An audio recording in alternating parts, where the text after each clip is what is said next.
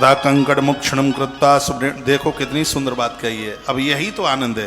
कंकड़म मोक्षणम, ये कहा गया कि यदि नियम से कंकड़ छूटा है, उसमें चतुर्थी करण में जो पूजन हुआ है, वंदन हुआ है, ऐसे स्त्री पुरुष अंत में मोक्ष को प्राप्त होते हैं।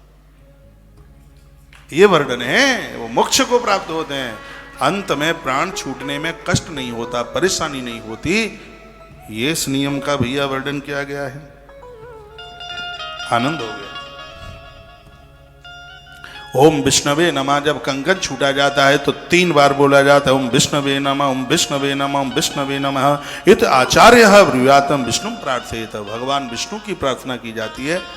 हे प्रभु, इस स्त्री और पुरुष को सदैव आप ख्याल रखना, प्रभु इनको संभ्रांत बनाना, यह अपने कुनबे को आगे बढ़ाएं, इस तरीके की पूजा की जाती है।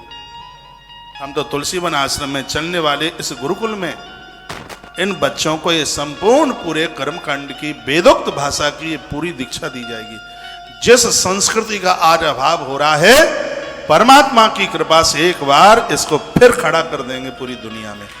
इस पेड़ को मुरझाने नहीं देंगे, बिल्कुल कसम खा रखी है इस बात। और यहां मैं टोटली बातें श्लोक मंत्र बोल बोल के व्याख्यान कर रहा हूं, नहीं तो मेरी कोई बात काट के बताए फिर।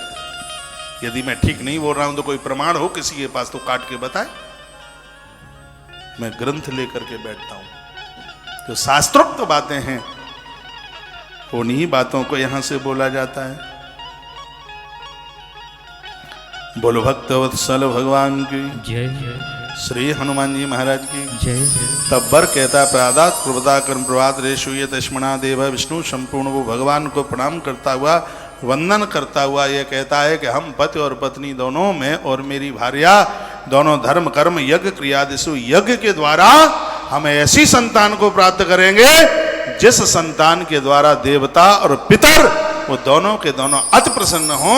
हम ऐसा संकल्प करते हैं, वो उस रात्रि को ऐसा संकल्प करते हैं। पति और पत्नी का संबंध भोग काम वासना की पूर्ति के लिए नहीं है, इस समाज को एक सभ्य संतान देने के लिए, परिवार को एक सभ्य संतान देने के लिए, एक सदाचारी संतान देने के लिए, इस प्रकृति को ढंग से आगे बढ़ाने के लिए, क्योंकि प्रकृति का एक ऋण होता है, उस ऋण को उतारने के लिए पति पत्नी का और संबंध होता है। ये आज तो भैया वासना का कीड़ा, मैं तो निवेदन करना चाहूंगा, आग्रह पूर्वक निवेदन करना चाहूंगा, विवाह संबंध पूरा हो गया, इतना आप ध्यान रखिए, संबंध हो जाए, बच्चे बात करें, लेकिन जब तक भामर न पड़ जाएं तब तक दोनों की मुलाकात न होने दें। ये मैंने ग्रंथों में पढ़ा है। इतना खुली परमिशन मत दीजिए, बहुत दिक्कत हो जाएगी। कोख बांझ भी हो सकती है, किसी की मृत्यु भी हो सकती है, कोई दिक्कत भी हो सकती है।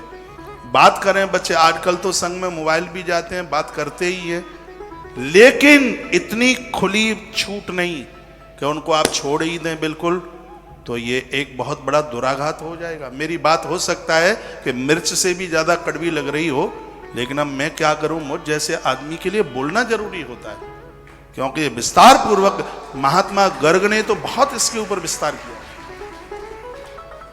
ये नहीं होना चाहिए जो वर्तमान समय में जो हो रहा है, इसलिए बड़ी दिक्कतें हो रही हैं, बड़ी परेशानियां हो रही हैं।